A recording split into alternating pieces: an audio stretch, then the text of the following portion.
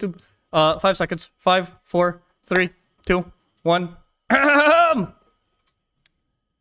Hello, YouTube. So today, Valorant dropped an insane dev update that addresses abilities, smurfing, replays, and so much more. We're gonna be looking into it today. So yeah, let's go check it out. All right.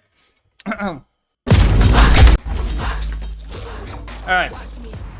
Big intro. We're cooking here. Hey everyone.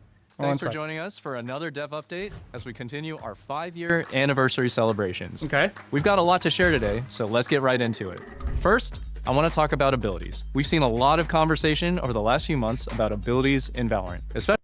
This is such an infamous clip that has been used like everywhere, like VCT, whatever. This is what discourages like CS players from coming into Valorant. Anyway, back to the game. Especially when multiple abilities overlap and start to overwhelm combat in some scenarios. We want to make sure that we're always maintaining the delicate interplay between shooting and playmaking. Precise gunplay, by the way. At the center of the game. Anticipating where your enemies are and then weaving gunplay, abilities, and teamwork together to win the round is what makes the best moments in Valorant. We've rolled out several changes over the last few weeks, and I want to bring up Tiffy and Ryan to talk more about our plans for the rest of the year and beyond. Okay, I just want to say, I hope they tone down abilities a bit, but not too much, that Valorant becomes very CS-like. It's like the main differentiator from Valorant and CS. But I do miss like early episode 1 to episode 3 Valorant, where it felt like gunplay was way more important. Hey everyone, I'm Tiffy. Hey gamers. Oh, that's weird. That's Dan's line. Hey, I'm Ryan. Let's talk about what we've been calling ability overload here on the live balance team. Okay. We're looking at situations where ability combos can sometimes feel overwhelming in combat. And yeah, we like you can't do that anything. Adding new agents with new abilities can increase these feelings. And we do want our agents to make you think about the game in a new way. I think about Clove. Clove really made me rethink what death means. Right. And there's also Vice. Vice made you learn what it means to be alone in dangerous enemy territory. Oh, Tejo. You should talk about Tejo. Dude, Tejo is such a big problem. He gets so much util for nothing. Like, his missiles were actually insane. I feel like Tejo and ISO are like, they kind of broke the game, no? Yeah, so Tejo makes you consider the importance of an escape plan, essentially. As we look closely, though, at Tejo and how he was being played in the game, we realized that his guided salvos led to a higher frequency of checkmate situations without any opportunity for counterplay, especially at the high levels of play. So we reined him in patch 1009 to bring him more in line with other initiators. We're going to be using Valorant's 5th year to take more of a holistic look at the game. Okay. Examine some of those spaces we've tried to disrupt or where some abilities are in terms of tuning. And as the game continues to change and you have a wider variety of abilities to deal with quickly, we need to make sure that it's easy to parse all the information at your disposal, whether that be smokes, flashes, stuns, debuffs, you name it. Clarity changes are typically a net positive and don't have any unintended effects on other agents and abilities. So we'll ship these when we're good to go. And we've already started some of this work with things like the minimap up. Wait, but they're not gonna change any of the cooldowns on any of the abilities? I mean, sure, clarity changes are pretty nice, but then if the ability cooldowns or anything aren't changing, then I don't think it will be that drastic of a change, no? Updates, Brimstone Molly audio. You might have seen the Raze's explosion visuals being updated. And there's visual tells for health states of Deadlock's barrier mesh as well. And overall, we believe that the gameplay and balance are in a healthy state.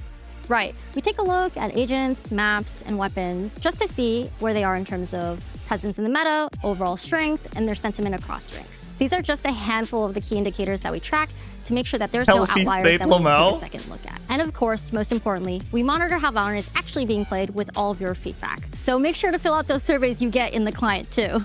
Wait, that's actually important. Like the do you enjoy playing Valorant survey, you know? But I mean, like, I feel like the overall sentiment within Valorant has been relatively negative these days.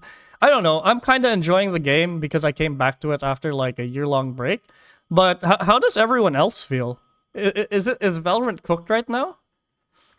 We're also remove all that the abilities. We're That's making crazy. Now, and some things that we're exploring for the end of the year will ensure that we're maintaining Val's core balance between gunplay and abilities. No spoilers though. Some spoilers. So in the next couple of weeks, we'll be revealing our new map with a little teaser here. Let's to hold you over until go! Masters Toronto, where you'll get to see the team do the full reveal. The map team cooked on this one. They've created something that aims to shake up how you think about taking. That kind of looks like a scent. Each site is layered and complex, so that teams have to think pretty carefully about how you want to spend your utility to get onto site. Ooh. Okay, that looks kind of cool, but is it just me, or does the map look extra gray? Maybe it's just this area of the map, but it looks a little like too gray, right? I feel like I'm used to Valorant maps being a little more colorful. I don't know. Just me. I haven't played it. I haven't seen it completely, so we have to wait. That's enough. Anyways, I think Steven has just more fun news, though, about the new map. And we gotta go anyways, Koos. We have to go playtest the next agent. Next Thanks, agent? With patch 11.0, we're bringing the new map to competitive queue day 1.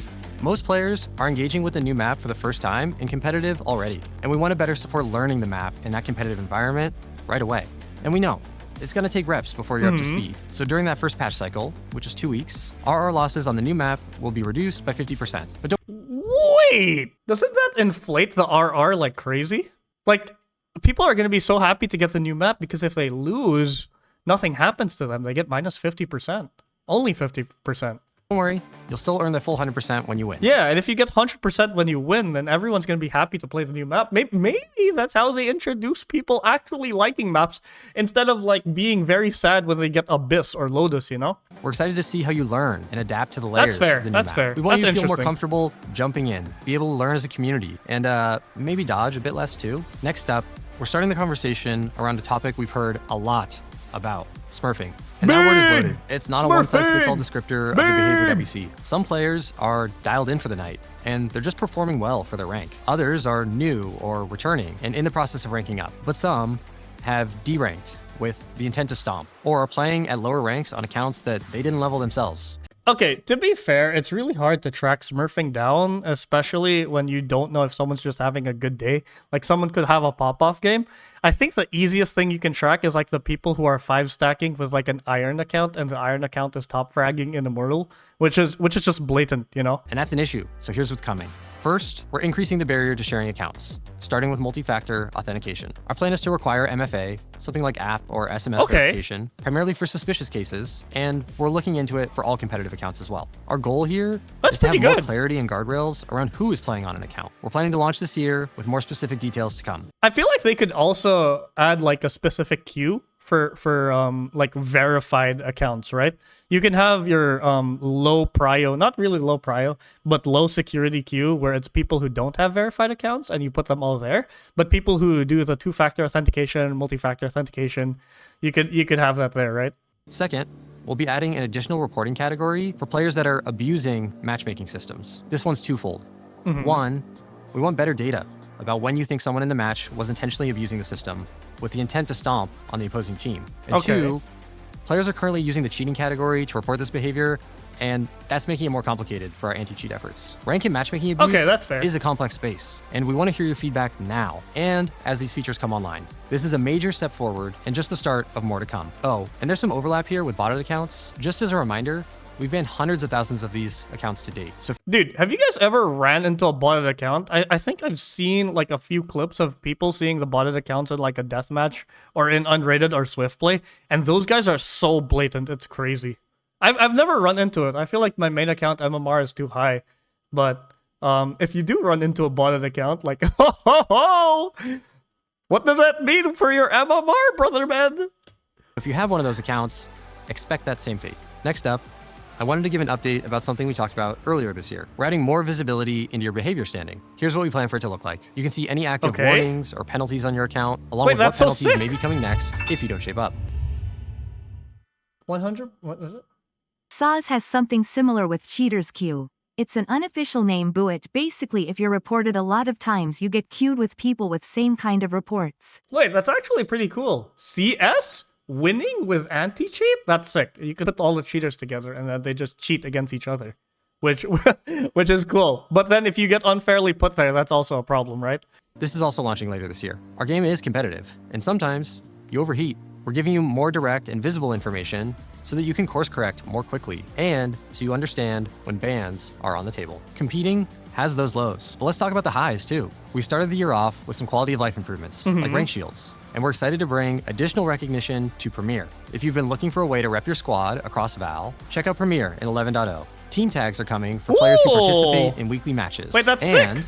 We're That's adding like a guild. sick way to recognize those that manage to win the playoff tournament. In general, we'll keep leveling up the competitive journey. Agent? Wait. Agent Borders? That's like, League of Legends rank borders. That's actually sick. through this year and beyond, so stay tuned for future updates. At the highest peak of competition, we've got one more update as we lead into Masters Toronto. Pick'ems are returning. We love the reception and the conversation around Pick'ems at Champions Seoul. We'll be bringing it to all Masters and Champions events from here out. For a different peek and more perspective on what's next for esports, I'll hand it over to Leo. Esports, Esports, Leo let's here go. on behalf of the VCT team. When we originally designed our sport, with all of its pieces, challengers, game changes, international leagues, global events, we made a number of choices focused on delivering highly impactful moments, stability for top teams and players, and a viable path to pro. These NA Tier 2.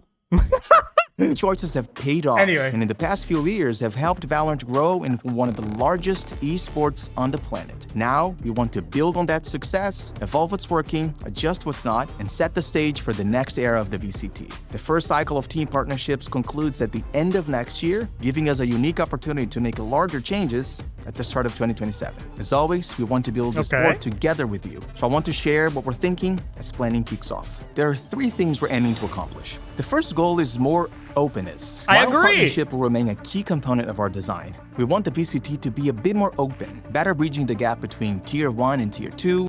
Bring back relegation. We need new teams to be promoted. That is a whole system of football, like you know, soccer for Americans, but football worldwide. It makes things interesting. Franchising was a mistake. Between professional and community tournaments, and giving more teams the opportunity to compete at bigger stages. The second goal is more flexibility. We want to design a system that gives us a wider variety of competitions, formats, and event locations around the globe. And our third goal is to create more ecosystem moments. Events like Masters and Champions have been incredibly valuable because they allow us to bring together all the things that make Valorant special.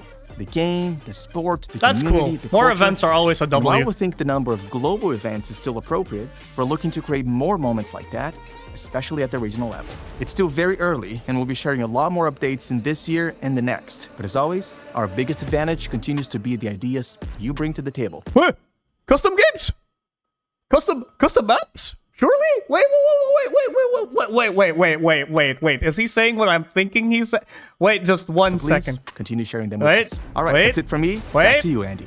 One of the most important foundations for Valorant's future is the game engine itself. We've been building Valorant in Unreal 4 for over 10 years, and the time is right to upgrade to Unreal 5. Coming soon in patch 11.02 I'm holding my around breath. the end of July. Surely? The patch on release day will be a significantly large download to change the engine out, so we really appreciate your patience. Custom in the games? short term, we've gone to great lengths to make sure that the upgrade doesn't disrupt your gameplay, so the game's overall look, feel, and all your crazy lineups should still be similar. The patch will, however, come with changes that will improve frame rate performance, make patch downloads faster in the future, and there will also be a special gun buddy to commemorate the occasion. Okay. You know what? Like the engine update, that's cool. I mean, nothing wrong there. As long as there are no technical hiccups or anything, we good. We like that. For everybody that logs in while the 11.02 patch is still live. Over the long term, bringing Val onto Unreal 5 will enable a whole host of new possibilities. And we can't wait for you to see where we're going in the years ahead. Okay, finally. That's it? No custom games or no mention? Custom servers, custom maps, nothing.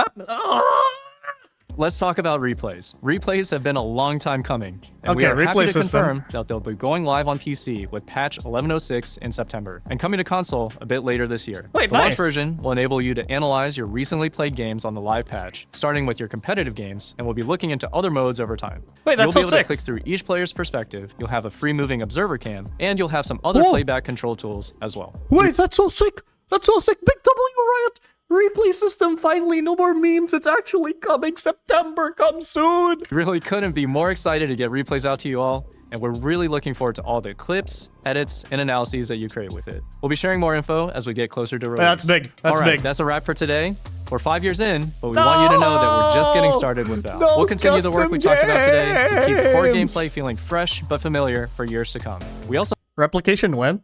plan to level up how we recognize and celebrate your competitive achievements in Valorant to make sure your journey always feels worth it. You'll hear from us when we've got more to share, and we'll be back throughout the year with social posts, interviews, patch notes, and updates just like this. Thanks for watching, and thanks for making Valorant a game worth celebrating. Take care, and I'll see you all at Masters Toronto. All right. W update, right, chat? W update. W dev update. W dev update. We clap those. You know, the custom games didn't come, But game engine update, replay system coming, smurfing, 2-factor, better clarity when it comes to toxicity. Well, W update. Valorant is saved, chat. Valorant is saved. Also, that's it. Go subscribe. Come back to Valorant. Woohoo!